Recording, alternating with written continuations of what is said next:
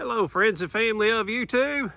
Today I am going to use a pellet grill for the first time in my life. So I'm going to take you along with me and show you what this thing is all about. It is by a company called A Smoke and the model number is AS300. And I own this thing, it's mine. So hey, if I like it, I'm going to tell you I like it. If I don't like it, I'll tell you that as well. I'm not getting paid to show you this grill. I'm not gonna have any links for you to follow so I can make money on it. I'm gonna give you an honest opinion of whether I like this grill or not. So y'all hang around and maybe y'all can smell what I'm cooking through this thing. And before I show you the grill itself, let me show you the box because it does talk about some of the features on here that I do not want to forget. And one thing I did notice is down here at the bottom, it says pellets not included. Well, it actually did come with a bag of pellets, so that was kind of a nice little bonus to see that it had that. So it does come in various colors, and that was the color that mine came in is a dark blue. So anyway, let me show you those a little closer, just in case you couldn't see them from the view that I gave you before, and I'll show you some of this stuff a little closer as well. All right. So now let me show you the grill. And this is what I've been using for years. It's an old Weber. I bought this at a flea market for $3. Used it for, I don't know, at least 10 or 12 years now. Hundreds of times cooking on it. I've really enjoyed it. The only thing I do not like about the Weber is the cooking height. There's not enough room in there to put a Boston butt. That's the reason that I got this grill here. And here it is. The reason I got this grill was so that I could cook a Boston butt in here and be able to do it without a lot of trouble. And what I mean by a lot of trouble is I don't want to have to be constantly changing out the charcoal, and I really don't like cooking with gas. That's just me. Some people really love gas cooking. That's not my thing. I will be taking this out, of course, before I light it up, but just wanted you to see that. And in case any of you want to read some of these warnings and all this boring stuff here, you're welcome to. But one thing I do want to point out is that it does run on 110. There is an electrical cord that comes out of this thing, and basically it uses 230 watts. So I know a lot of you are going to be camping, maybe hooking it up to your camper or your generator, and you're wondering how much juice does it pull. Well, now you know. I do like that it does have this little tray up here, but the ease of removing that tray, I like that too. Because when I do a Boston butt, I'm not going to want that tray on there. And let me show you something else. You can take this grill grate and remove it. And once you do, you see that you have this slide where you can slide. The reason you want to slide that is the heat source is right under here. So if you didn't want it, the flame maybe going right at the meat as your meat is sitting on the grill, you could close this up and maybe make it more of an ambient heat instead of a direct flame heat. So I think today I'm going to keep it about like this as opposed to having all four of these open. I'm going to have it right here where you've got two of them open.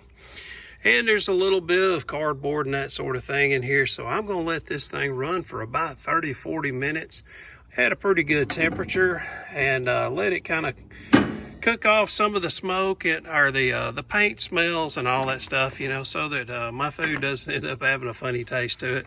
And they do advise you to do that in the directions that come with it. Now, speaking of what comes with it, let me show you this. This is pretty cool.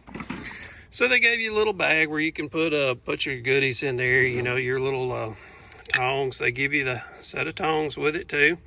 And of course, if your food's smelling good, people are going to come over and try to sneak some out. So you put these on and you can fight them off. Man, I tell you what, you get both of those going, you could probably fight a grizzly bear with that.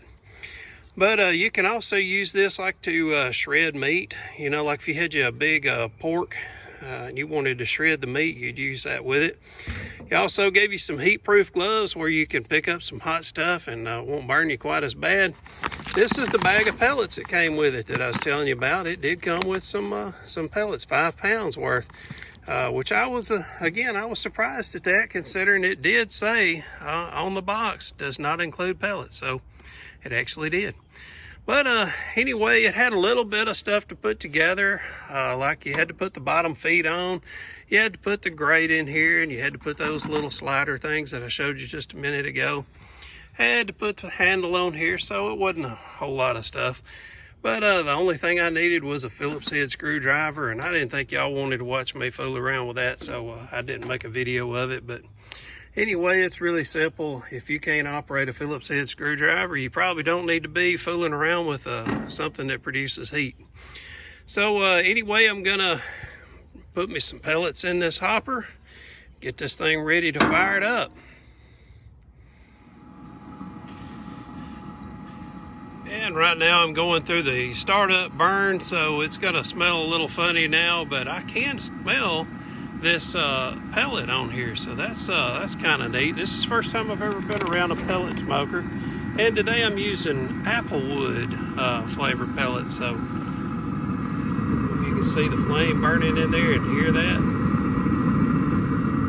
And what it is there's you got this hopper that holds the pellets, and there's an auger that runs down inside there, and the auger will turn, dropping the pellets down into that little heated area.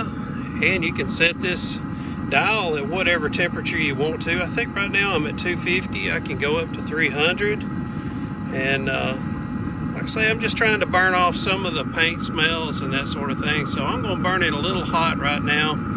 And here in a few minutes, I'll get my steak on here, and I'll drop this down to probably right at 200. I'm wanting to go with a real slow cook. Well, I tell you what, this thing's already kicked into jet propulsion mode. You can hear this thing really getting with the program. All right, so let me show you what I'm putting on my steaks today. I've got them sitting in this pan. Got a little bit of this Allegro brisket and fajita gold buckle mix. This is kind of similar to Dale's or some of the competitors of that, but to me it's a little bit better. So what I'm going to do is I'm going to get probably about 1/4 of an inch pond all around inside here with the steaks, and I'm going to take me some paprika, put that across the top here, and I'm also going to take this Montreal steak.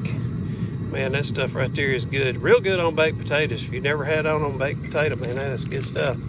If you want to see some more stuff that I'm gonna cook using this pellet smoker in the future, I have another channel, and I believe it's called Country Living Channel. It's something similar to that name. If you go down to the show more, you'll see the link to that other channel. That is my third channel. What I do is I use that channel in the winter time to show y'all some of my cooking tips and tricks on there, and man, I do all kind of neat stuff. At least I think it is, but hey, there's no commercials on it. I don't get paid anything with that channel. I just have fun with it. So anyway, let's get this, get some more of this Allegro poured in there and get it ready to throw on the grill.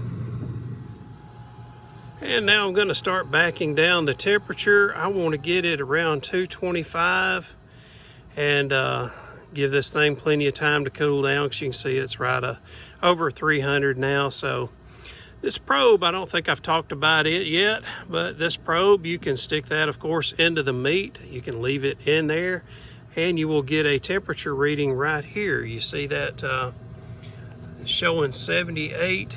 I held on to this a few minutes ago, and it got 98 degrees. I just held it just like that right there, and it got all the way up to 98. So that was pretty accurate. I should be 98.6. I don't have a cold or anything, so let's get ready to cook.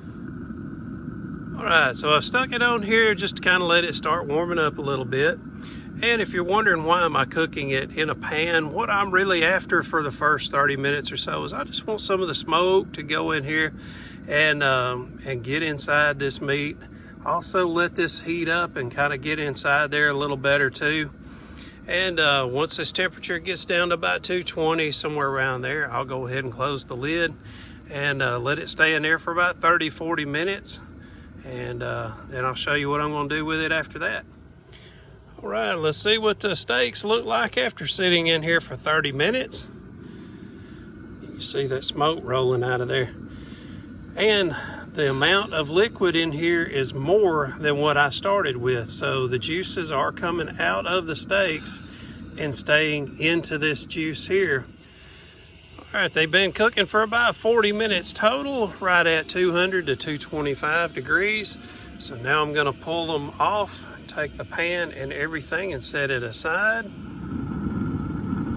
And now I've got all 4 of those opened up to where the heat can easily get out and get on top of this grill top here. Earlier I was just cooking with 1, now I got all 4 going. I'm gonna crank this up to 300 degrees.